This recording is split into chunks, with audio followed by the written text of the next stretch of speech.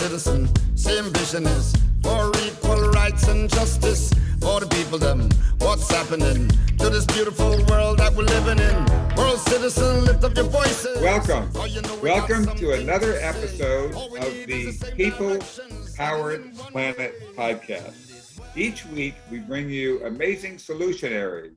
In a world full of troubles and problems, we focus on people with solutions that work and give us hope for a better world. Today we have a very special opportunity. We have kind of one of the original founders, foundation movements that gave birth to Gary Davis. Gary Davis is of course, inspiration for the People Powered Planet podcast. It's what he called on for the world, for us to create a People Powered Planet. And our film project, The World is My Country, is the opportunity where he tells his incredible story and draws us into using our incredible creative imagination to invent the world we choose, to get us locked out of the box of nation state thinking into thinking as citizens of our one world. And today we have two very special guests. We have Donna Park, who is the board chairman of the World Federalist Association. They're also called Citizens for Global Solutions. For Global Solutions, that's what we're all about, folks. And their headquarters in Washington, D.C. But she's coming into us from Cincinnati, where she founded the Cincinnati chapter, and she's an advisor to the Young World Federalists.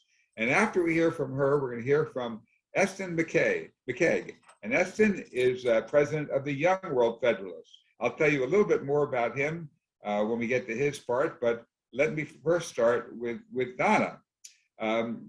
Donna, tell us how you discovered the World Federalists, and what was that kind of history? What happened? What was the excitement that grew out of World War II? Well, I'll start with a personal story. So I discovered the idea of World Federation when I retired from my day job, and I was looking around for what to do with the next chapter of my life. And with a small group of people here in Cincinnati, I read two books, one by Jerry Petalman, who's on the phone with us today, and another by Ben Ferencz. Well, that was by Jerry and Byron Belitzos, to be clear. One World Democracy was the name of their book. And the other book I read was written by Ben Ferencz and along with Keyes, and that book was Planethood. And these two books presented this idea of World Federation, and I just was amazed that there was a better way to solve the problems of the world than going to war, and amazed that I had never heard of it before. I mean, I was about to retire. Where was this? Why didn't I hear of this? So I decided to spend my retirement working to promote World Federation. And what I found was the World Federalist Association, which had been founded back in 1947 and had Albert Einstein as one of its advisory board members, and they had been working for promoting World Federation all that time. They never succeeded. A lot of the members started when they were young, and like even younger than Eston, but then they got old, and somehow they just never brought on the next generation. So that's what's so exciting to me about Eston and the Young World Federalists, because we really do need the young people involved if we're going to make this happen, I think. So now, many people are afraid of world government. They feel it'd be like a top-down monolithic government. What's the difference between World Federation and the world government people are afraid of? So, you know, I think I have a slightly different perspective than Gary does in your wonderful movie that you made, because what the World Federalist and what Citizens for Global Solutions is promoting is the idea of federating the United Nations. We want a united federation of nations, because what we have now is a confederation, which was very much what the U.S. was back before we had our Constitution. So we actually want to, and I do agree that the idea of world government can be scary, except that what we have now is scary. Chaos is scarier than a world government. So I do feel that what we need is a federation with another level of government that deals with global problems.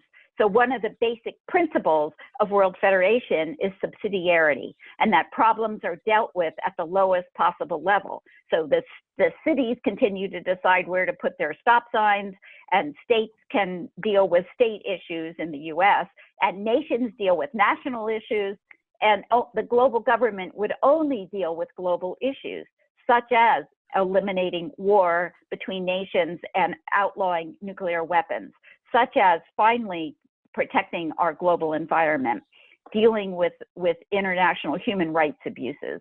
So it would be the global government would only deal with those global issues, the global problems we face. And is there an example of how that worked, not only when the United States brought 13 colonies together and formed the United States, but in Europe, where they had been plagued with centuries of war and 2 massive world wars? What happened when they created a federation? Yeah, exactly. So when the US created its federation with the Constitution, before that time, the states actually had militia, and they would go to fight war with each other and kill each other. So now Ohio spends $0 protecting itself with military against Kentucky, which is just across the river from where I live. So, and we've agreed to solve the problems between states in the court of law. That's just exactly what we want to do at the global level now. In Europe, of course, they're not fully a federation, although there is a very active European Federalist organization, and they hope to be moving in that direction. But even with the limited amount they've done, you know, Europe has, and Eston can speak to this better than I, because he's living in Germany, in Berlin right now. But, you know, there are no more of the continuing wars among the European nations. So there's a lot of hope to end war. Well, let me say a little bit more about Eston then. Now, he's originally from Seattle, and he studied global affairs with a minor in economics and religion and culture at Western Washington University. But then he got his poli-sci degree at the University of Amsterdam, and now lives in Berlin. Welcome to our show, Eston. Tell us a little bit more about what you see as the evolution of going from states solving their problems through war to moving towards some kind of a federation in Europe, and what do you see as the potential of taking that? What's the effectiveness there? And what could be done in the future, and how can that be moved up to the global level? A lot of questions, but let's just go ahead and hear a little bit from you, Eston. Yeah, I mean, it's great to be here. Thank you so much for the opportunity to speak with you all today. That is a lot of questions. I can say that in Europe, what they did, well, after both world wars, they were obviously quite tired of fighting. And so the plan was developed to interlink the economies specifically with war production materials. And so with coal and steel. So basically, this is mainly the rivalry between France and Germany. They made it so that one couldn't wage war on the other without securing materials from the other. So basically their war production was interlinked, so they couldn't wage war on each other. And that was the idea. And that idea expanded, obviously, so the European coal and steel community just grew. The economic interdependence between the countries of Europe grew. And that eventually led to political unity, and they have a European Parliament and several representative institutions that represent the people of Europe. Now, as Donna said, it's not a full federation. It's closer to a confederation. It doesn't have a constitution. That was voted down in 2004 by the voters of the Netherlands and France. And so, but it does serve as a great model for how interdependence in regions or regionalization promotes peace and harmony between countries that don't have it. And so when you look at country or regions and continents, like in Africa, there's the recently African Continental Free Trade Agreement that is trying to do very similar things of uniting the African economies and uniting the continent to serve the common interests of the people there. And it's 70 years since the European Union, well, the European Parliament was formed. No European nation has fought a war against another European nation. There's plenty of wars there outside of the Union, and also civil wars. But that's where there's two sovereignties, two governments. But inside, it's been very effective to take a continent plagued with incredible number of wars through history and to eliminate those and actually begin to create more prosperity for everyone. What do you see, what drew you to the Young World Federalists, and how do you see them as helping us move toward a more sane way to run our world? Well, similarly with Donna, I guess I would start with the personal side of things. I think a lot of World Federalists maybe become world citizens first before they get into the more political side of things. So after high school, I was fortunate enough to travel quite a bit. I went to a lot of different countries and experienced a lot of different cultures, and that really solidified my perspective as a global citizen and my belief that humanity is better if we work together on things. And so that grew into an affinity for world federalism. And then, like most Young World Federalists, I found the organization online. I didn't found it. I came about a year after it was founded. And I found it online. I became interested and engaged. I found a community of people who think like I do and want to do things to, promote ideas like regional integration, like we were talking about, but also the other pathways to world federalism, like a world parliament and things like that. And that's what we do.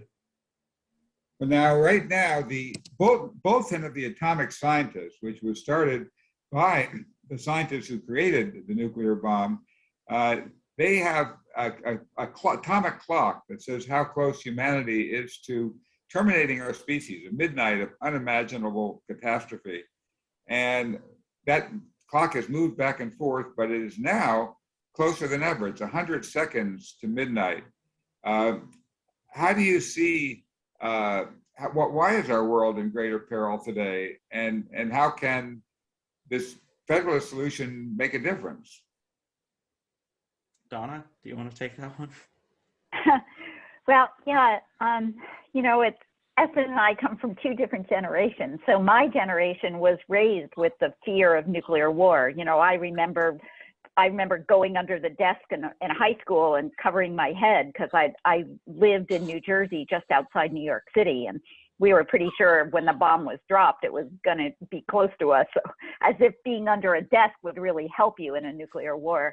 So I do feel like it's one of the issues that's more generational, though. I feel like the younger people today are more worried about the environment than they are the nuclear destruction. I see Eston nodding his head, so perhaps he's agreeing with me. But I find the threat of nuclear war still, or nuclear destruction, probably wouldn't be war, it'd be just maybe a mistake that blows everything up. Very scary. And there's a lot of reasons, and we need that. For me, that was one of the reasons I got invested in World Federation, because what I believe we cannot just eliminate nuclear weapons. I think first we have to show the nations that there is another way to solve problems, and that is in the court of law. We need world law that is enforceable, which we don't have now. Our systems of treaties is sort of a joke. Maybe that's something Gary Davis said in his movie. It's sort of a joke. It is. It's not enforceable. It doesn't work. We need world law that's enforceable, and only when we show that works can I think we can disarm the nuclear weapons from our world. So that's my opinion. A good point, because even though Kellogg-Briand, for example, the United States signed, and even though the Constitution says that treaties are the supreme law of the land, we see it violated all the time because, as Gary says, there's no police force to enforce it, no higher law above the states, because nations consider themselves the sovereign, and they can ignore treaties they've made. They can pull out of them because there's no law above them. And so what kind of law is it where you can just say, well, it doesn't apply to me anymore, I'm out. So not much of a law. So the whole basis of law is that it has to be followed fairly and equally by everyone. Eston, could you tell us a little bit more why law could be the key to solving climate change? Yeah, well, I would say I agree with, I have to respond to what Donna was saying about, yeah, young people for sure are less cognizant of the nuclear threat, but it's still around. It's still around. We still are aware that the nukes didn't go anywhere, so the threat is still there. But yeah, the environment is obviously one of the main issues, one of the main drivers that bring people to the Young World Federalists, and I believe to World Federalism today. There's a few proposals on the table from really nice organizations out there. One is to make ecocide, which is like the death of the environment. If you could make that a crime under international law, then we could prosecute offenders or people who are destroying the environment and biodiversity. However, as Donna points out, that's still just an international treaty. So when it comes down to how can world law apply, it's similarly to what Gary Davis was talking about making these things enforceable. So for me to have enforceability, to have authority, to have power, you need legitimacy, and ideally that's some democratic legitimacy. So I believe that if a world parliament that represented humanity as a whole and served the common interest of the human species, it could pass laws, a global carbon tax, for example, or things like that. And then they would be enforceable because they would have the democratic legitimacy of the world parliament. So that's, well, you mentioned the democratic legitimacy, and that's so important. Many people think, that law has to be enforced by, police oppression or whatever else. But really, when you think about it, when law works, it's we comply naturally. We stop at red lights. We follow law because it's serving us. And law, it's interesting. Law is really something that communities create in order to create an umbrella to protect them. It's to give them the protection, to give them the freedom they need. It's not to oppress them. Now, we often see law get distorted, like we've seen police violence in the US and so on. How do you see creating world law and keeping that to be a positive force for good in the world and keeping away from the oppressive possible misuse of law? I mean, I have an answer, but I don't know if Donna also, because she was talking about the tyranny of world government before. It's pretty related. Go ahead, Eston. Take it away. Take it away. Yeah, well, I mean, there's really standard. I think the easiest thing for world federalism to convey is that, I mean, a lot of these ideas aren't new. There's 193-ish countries on Earth. Many of them are democratic, they have laws, and they have checks and balances. They're republics with institutions that serve the common interests, serve the interests of minorities. So there's all these good examples of institutions and mechanisms that work in order to prevent corruption and I guess look out for the little guy. And so we can look at those. That's the nicest thing about world federalism, is sort of every country becomes a petri dish of policies and examples to take from. And so the World Federation, I believe, as it inevitably, of course, gets built, I don't think the process is ever complete. It's always an institution that needs to be refined and look at what's happening in countries, policy experiments, so to speak, and innovative policies, and take them into the World Federation. And I use this example because this is exactly how the United States works in many ways, by looking at state policies, what they're doing in Ohio, what they're doing in California. Does that work? Okay. And that informs how the federal national policy gets decided. So that's very interesting, because it's an interactive dynamic. There's no perfect solution, but there's certainly a better one than ending life on this planet. So it seems to me we've got to come up with something that provides an alternative. You both mentioned nuclear war, and of course, many people think there's less danger, but in fact, the danger is probably greater than ever, because there's a whole new generation of nuclear weapons, a new arms race with China, with these empires competing. And so when we realize that even a limited nuclear war would be sufficient to really wipe out life on Earth, we realize that we've got to come up with a more sane way to run the place. So I'm so glad you're working with the Young World Federalists. How do you see the Gary Davis movie as a possible recruitment tool for bringing more young people into the World Federalist movement? Yeah, of course. We're always looking for content. Young people love watching videos. I think that's pretty obvious with the explosion of video, social media designed specifically to watch videos. And so as a recruitment tool, I put some thought into this because you brought it up before. I would say that one of the critiques that we have for our own content that we produce, and we do a lot, we have some podcasts and our own short videos and just social media posts and graphics and things like that.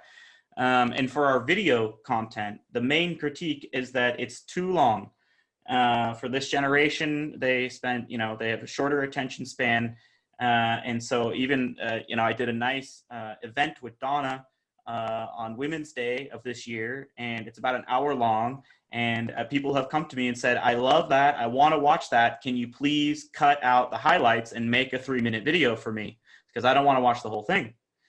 And so, so that's sort of, if you're able to make parts of that movie bite-size, you may be able to use it more as a recruitment tool. Well, I think that's a great suggestion. And one of the things that struck me is, and maybe we'd want to have you and some of the World Federalists look at this, the ending of that movie with people dancing around the world and joining themselves as citizens of the world, with the wonderful music, by Strawberry Alarm Clock and by Liquid Blue. Possibly that could be done as a separate music video that could be made to go viral. What do you think of that ending? And do you think there's some young people would like to work with us in making that a separate music video? Yeah, totally. I think that's really good. We have one sort of song on our YouTube, and it's the World Federalist Hymn, and it's like, I don't know, it's written by Alfred Lloyd Tennyson or something, and it's the Ode to Joy theme and a bunch of nice words to that. So it's obviously a bit dated and not very attractive to maybe a younger generation. So and I've talked actually a couple times about music, and I think it's necessary to have music unites and brings movements together. So it's a great idea. We Are the World. Was that a good example of reaching beyond the borders that divide us? I remember that. Yeah. I remember that. I love that. And like Imagine by John Lennon and that sort of stuff. We all love that. We always love, Imagine there's no countries and there's no war and that sort of, these are great songs and we should be taking advantage of them if they weren't so copyrighted. David Gallup is putting together for Gary Davis's 100th birthday a song list of top songs about world citizenship and so on. And I'm sure, I don't know if you're already in touch with him on that, but I'm sure he'd love your input on songs to add to that list.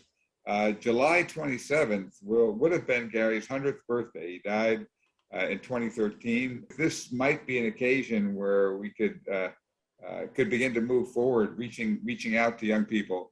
Tell us more about what you see as is needed to get more young people involved in the movement of world citizenship. What are some of the key memes and key things that will attract people to rising above these nations that divide us? Yeah, well, that's the eternal question, or the $1 million question. I would say taking a diversity of approaches, especially for our organization, for what we do, is there's no silver bullet to this, and there's no one size fits all solution. People get attracted to world federalism for many different reasons. and they're attracted to many different types of messages. And so, especially when thinking about a global movement, even the word federalism or federation in some countries is taboo to say and shouldn't be spoken of, despite, they might agree with the concepts, but just certain words aren't okay. And so taking a very strong diversity of approaches is what we'd like to do. Strategically, I would say one of the big things that we try to do, and something that I've learned recently after working a lot with volunteers, is young people are looking for experience and opportunities to practice their skills and develop their skills. And so if you can provide volunteering opportunities and letters of recommendation and things like that to young people who are trying to get into the workforce or university, those are great motivators beyond the policy things. And I could talk a little bit about the Week for World Parliament in October. I don't know if you're curious about that or if that's relevant, but that's one of our big drives to get people involved. I'd love to talk about that, but first let me just mention what you just said was great, and that is the World Service Authority in Washington, D.C. does have interns in their legal services staff who work on crucial, vital human rights issues around the world, and they do get something to add to their resume, and they do have an impact. And one thing people can do is apply to be interns at the World Service Authority. We would also love to have interns work with us who have some skills in the media area with the Future Wave team, working for alternatives to violence through entertainment. Maybe a little later in the show, I'll mention a big opportunity that may be coming up on the horizon with Martin Sheen suggesting we should be doing a series, loving Gary's book, My Country is the World, and wanting to see a series on that. But we can get back to that in a minute. Why don't you first tell us about the October event? So thank you. It's a big, it's its 8th year. It was originally called the Global Week of Action for a World Parliament. Traditionally people, it's like a global event. It's all around UN Day, which is October 24th. And then the week essentially before and after, or the few days. And we try to get as many people as possible involved to organize events in their own local community or online. Citizens for Global Solutions, represented here by Donna Park, has generously donated like $500 or a little bit over so that we can print materials and send them to organizers around the world. So I'm going to be printing posters and flyers and things and sending them to organizers in India and Spain and a few other places. And so that's really to get people motivated, get them, if they can't go outside and gather, online gathered, talking about the issues, and really building a community of world citizens and people concerned about global governance. We often post calls for volunteers. Donna just shared one with me. Similarly, CGS is looking for some help with some research. It's not media or anything like that, but some research. And we are able to share that with our online communities. And essentially, yeah. And I think I know at least one is interested. They emailed me or contacted me to get some more information. But yeah, and so that's a great way to sort of offer our pool of young people interested in getting skills and spreading this message involved in your work. Well, pretty soon we're going to open this up to questions and get other people involved. But first, I do want to talk about what I see as a very exciting opportunity to draw young people and others into this.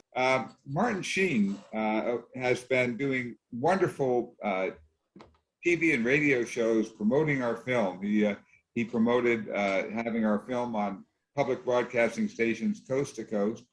And he was recently on the Tom Hartman show, and you can watch the replay at theworldismycountry.com/talks. In it, he revealed that we're talking about turning Gary Davis's book, My Country is the World, into a series. Now, this, of course, is not short form, but so many people watch these Netflix series and programs that are narrative features. That is to say, they're not documentaries, they're stories that draw people in. And of course, Martin Sheen is on, at the end of the season, it will be the longest running Netflix series of any Netflix series ever. And he he read Gary's book and he said, "My God, Arthur, this is so cinematic. You know, every scene draws you into it would be a fantastic series about this young man on this adventure through, you know, he goes from being this son of a rich guy, a band leader on Broadway, to giving all that up, all the wealth, all the fame, Broadway, and living among the poorest of the poor, the downtrodden refugees, walking from India after he gets a world passport to Nehru, and Nehru says this is the passport Gandhi would have carried, and Nehru gives him a personal invitation, personal extension on his visa. When that ends, he walks to Germany to rebuild the destruction his bombs caused, and goes through Iran and Afghanistan and incredible adventures. So it's an amazing story. My Country is the World would be this great series, and so we are looking for some opportunities to move that forward, and we have one exciting opportunity that I'm thinking about very shortly. I'll turn it over to Melanie now for the question period. Thank you, Arthur and Donna and Eston. You're doing amazing work and really uplifting too, because it's so nice to see young people get involved, and that's what we're always talking about. Well, I want to pass it on. Okay, so yes, we have tons of questions. We do have an order, so let's just go with Monsieur David Gallup with the WSA. David, if you could please unmute. Yes, I've been working at World Service Authority for the past 30 years, but what's really exciting to me is in the last really year or two, different organizations promoting World Federation and World Citizenship have been coming together. So Donna, Eston, and I are involved in all three of our organizations, WSA, Citizens for Global Solutions, and Young World Federalists.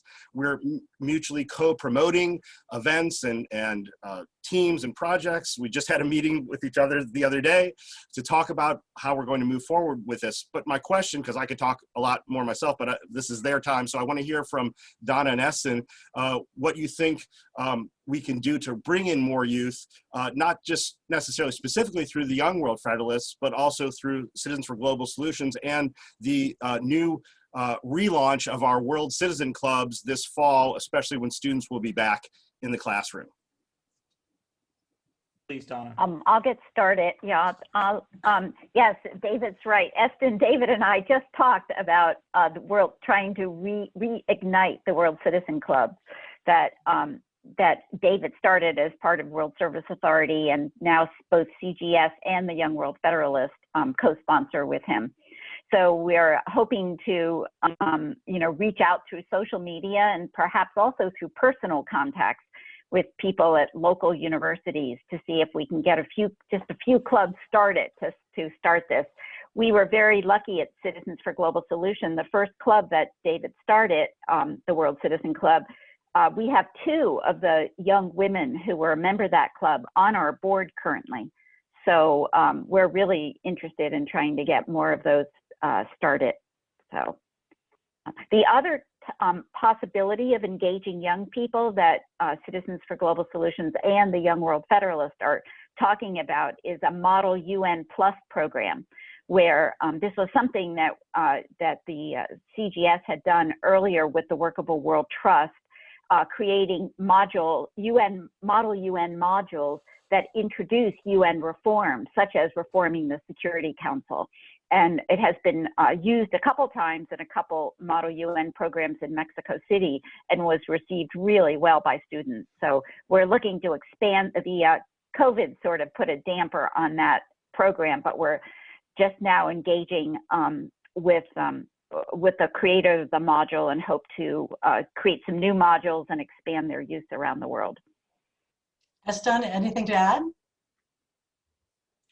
I mean, I agree with the Model UN. I participated in Model UN in university actually, and it was my university funded my ticket to like New York and Chicago and stuff. It was great, and the hotel and everything. So it was a great opportunity for me, and the Model UN like circuit or group of kids are already super interested in the UN or global governance. So it's a great audience for this message. And if you bring like UN reform, like Model UN Plus, Model World Parliament, it's a great tool. And we're sort of talking about, we would like to do something online because a lot of Model UNs have moved online because of the pandemic. And you actually get the opportunity with online ones to make a representative, if you can get a person from as many countries as possible, then it actually starts to look more like a Model UN than a model bunch of people from Seattle pretending to be from parts of, what I mean? So it's actually quite cool with the online thing because you actually get people from the places. It's nice. Yes, that's perfect. That's the way to do it. Yes, now we want to go to Joanne Dufour. Great to see you again. Yes, and I'm excited about what your efforts are. And had contacts with the World Federalists when I was in Seattle. My question is, where do you find in what areas of the world are you finding the best response? Yeah, that's a good question. We started on social media, and there's not one social media for the whole world. And so ours are basically Western based. And so a lot of our support comes from Europe and North America. That being said, we have had a recent growth in support in India, and I know that the World Constitution and Parliament Association has a long history in India in hosting provisional world parliaments there. So India is definitely a place that comes to mind, and I know that also Japan has a very strong World Federalist movement with members of the Japanese Parliament forming a caucus of World Federalists. So those two countries come to mind, but there's World Federalists and global citizens or world citizens everywhere. Yeah, we like either world or global. We just want to be all together. So that's great. Yeah. Right, now, Tom Sachs, we have you. I love your question, and I'm thinking the same way. Let's hear your question, Tom. Well, Arthur and I have talked about this many times about having an app that the world could use, like you were just talking about the social networks, and so forth. And my idea, everybody saw it, I typed it into the chat. The young people are really into gaming. I mean, you can ask my 8-year-old grandson and even my son, who's just going to be 42, they're all, the younger generations are into gaming, these games where you build cities and, you're plopping down, some of them like the army games where you're destroying stuff. What if organizations like the Federalists and so forth had a game where you participate, you pay your $1 to get online and play with thousands of others that are actually sending aid to Yemen to feed the starving people, to actually send money to the Navajo Indians, which is the poorest tribe in the world. Okay, I've been there. All these other different philanthropical things that billionaires send their money to, that money tends to go towards the foundation chairman's salaries. So my question to you, Eston, is, since you're a young person, what about a game that is interactive and combines everything you've been talking about, but making it's not a game to feed the starving people in the world, but making a game out of where people actually go online, spend their money to participate, and 99% of that money is actually going somewhere. Yeah. So developing a game, I can't speak to, but what I can say is a lot of what you're talking about is happening, or in a way is happening. I can speak of two, like the main platform would be Twitch. It's owned by Amazon, but it's also very popular for game streaming, and you have a lot of and so they stream themselves playing existing games, and so that you don't need to develop a game, you can just play the games that are already popular, so you can sort of piggyback on the popularity of an existing game, And actually, I have heard of, so these streamers, these people who basically show videos of themselves playing the game and commenting and making jokes while they're playing the game, teaching younger users how to succeed and win. While they do that, they become like personalities or influencers, and they get a fan base. And I have seen a few of these streamers, video game streamers, come together, and that you can donate automatically through this platform to the person that you're watching. It's a big reason why it's so popular and why so many people use it, is because the people watching can easily get money from it. There's people who that's their full-time job.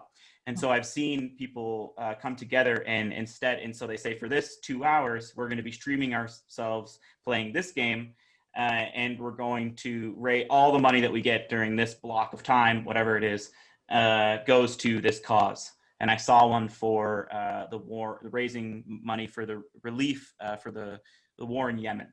And so that's sort of an example of people using video games with an audience and raising money for charitable, philanthropic ends. Wow, I like that. Thank you for bringing that forward. I wasn't aware that was happening, so there you go. Thank you, thank you. Now we are getting to Jerry Tettleman. Your question, please. Thank you, Melanie. Eston, how are you doing? I wanted to ask you a little bit about social media. I'm on the Citizens for Global Solutions social media committee, and we've been using Facebook, and wanted to see if you had any tips on what worked for you.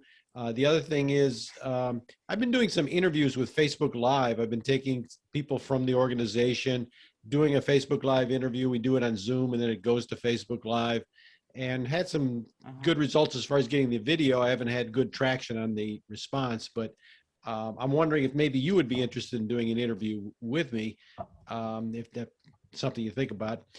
The other thing I was going to ask you about, I've been using an app called Clubhouse. I don't know if you're familiar with that. It's a social media app that's just kind of like talk radio, but everybody can ask questions, and there's great content, great discussion on there.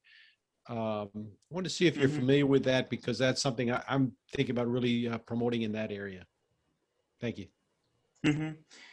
Yeah, those are, general social media tips is difficult. I would say that's the golden ticket. You're not the only organization who's trying to figure out how to become, popular on social media. It's a bit of a ruthless environment. Short, easy to digest, and beautiful, well-designed content is the baseline bread and butter of what needs to be done. Beyond that, you can boost your post, basically pay money to make your post appear on more people's feeds than normally would. And those are maybe the simplest things. Certainly interested in going on there. That's also a really good way, again, with the video content becoming more popular. That's a good direction to head in. And I do know of Clubhouse. It was a storm here in Germany. So Germany is really interesting because they are really not very tech friendly in like digital technology. But they really love Clubhouse. And it was really popular for like 4 days, and everyone thought they needed to be on it, and it was really cool. So it had really good marketing. The technology itself is old, and we have it on our Discord server. We have audio calls where people can just chat. It's like talk radio. The technology of like being in a room, like basically like a Zoom call with the cameras turned off, and then you can have a few people who are speakers and a few people waiting in line. We have all of that technology in our Discord server. So for us, there wasn't a need to move to Clubhouse for any of that. But I do know of it, and I think their marketing was really, really good, and I'm not sure how long that social media platform will exist. I wouldn't invest in it if I was an investor, but who knows? People do what people do. That's good. Hey, a good thank tip. you. A good tip. Thank you, Eston and Jerry. Yes, we have Claire Adamson, if you'd like to go ahead. Yes, I was wondering if the United Nations has been doing a bit more these days, encouraging NGOs and sustainable goals, and that's helping World Federalism and Global Solutions. I think they're doing a lot more now than they did before. Is this true? Well, there is a lot a lot going on at the UN, especially in honor of their 75th anniversary, which happened last year. And there was an effort by the Secretary General to reach out and get input from global conversations that happened all over the place, including at Citizens for Global Solutions. We conducted global conversations and fed in our input. We also are a member of a coalition called the Coalition for the UN We Need. It used to be called UN 2020, and it is now called Coalition for the UN We Need. And Citizens for Global Solution is a member of that coalition. What I found whenever I call into all these meetings is there is no discussion of World Federation whatsoever. There is talk about the Sustainable Development Goals, which are very important, and we totally support. But really, there is, unless one of us speaks up and says something about federation, it does not come up. So therefore, it's important for anybody who is feeling so inclined to participate in those meetings to bring up the idea from time to time. So anyway, that's what I know about that. Yes, spread the word, spread the word. Lucio in the chat wanted to add or ask, we've already touched on this with David Gallup, but he wanted to know a little bit more if you had something to add, Eston. What about the efforts? Are there efforts behind promoting a coalition of World Federalist organizations, and in particular for an update on WFMIGP? So that's from Lucio. I mean, Donna, it was a part, she came up with the name Coalition for World, or for my group. She was the one who, came up with that, and she's obviously knows a lot more about WFMIGP and was also in the Congress meeting today. So I think Donna might be better suited. Yes, Donna. So, well, thanks, Eston. Either of us could really talk to this probably, but I'll talk for a bit. The Young World Federalists and Democracy Without Borders and Citizens for Global Solutions, I would say, have been working together to try to help promote the idea that we really need a coalition for the World Federalist organizations from around the world. Now, there already is one, technically, in the World Federalist movement, the Institute for Global Policy. That's what WFM/IGP stands for. But until now, that organization really, that is the organization that really helped to deliver the International Criminal Court. And that is a really, really important accomplishment. And most of the energy, time, staff, resources of WFM/IGP have really gone into either the International Criminal Court or the Coalition for Responsibility to Protect. And very little of it has gone to helping to coordinate work of the member and associate organizations. So that's what we're trying to see if we can turn that around and do a better job of working collaboratively.